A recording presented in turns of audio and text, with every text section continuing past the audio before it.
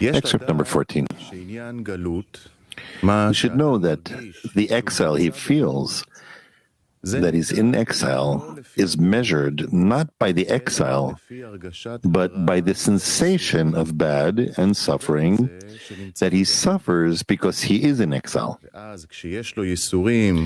Then, when he is tormented because he is under the rule of oppressors and he must do all that they demand of him, and he has no right to do what he wants, but he must serve and carry out all that the nations of the world in his body demand.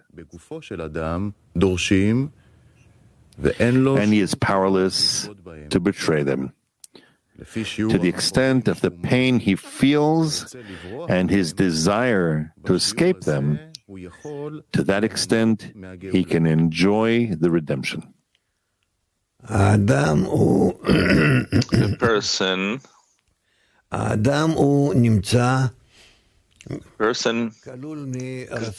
he comprises a will to receive for himself, and possibly not only for himself, but also for others. This develops in him gradually. Accordingly, to the extent that these two inclinations exist in him and are fighting within him, accordingly he starts to feel how much he wants to rise above his will to receive and to reach the will to bestow. So he says, he should know that the exile he feels, that he is in exile. How is that? It is measured not by the exile itself, but by the sensation of bad and suffering that he suffers because he's in exile. That is, I can't say I'm in exile. According to what are you saying it? Well, I think this or that. No, it's not about thinking.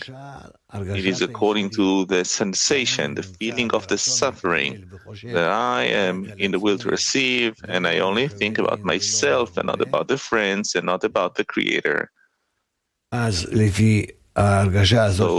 then according to this feeling that I'm only thinking about myself, this is considered that I feel the exile, that I very much want to rise above thinking and being concerned only with myself, also to care for the others and to get out of myself, but I'm not capable of it. So that, for me, is the feeling of the exile.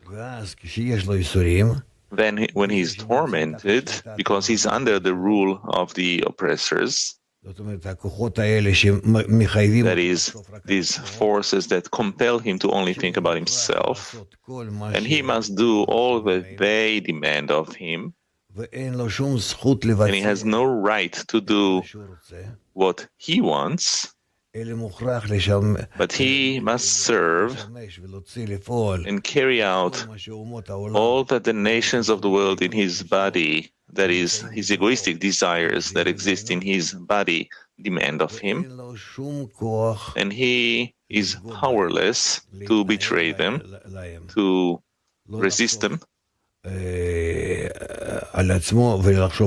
to think of himself, but rather to think of others, to the extent of the pain he feels, how much he is suffering, that he feels, and his desire to escape them, since they compel him to only think about himself. To that extent, he can enjoy the redemption. That is, as much as one suffers in the exile, he then enjoys the redemption, the exodus from the exile.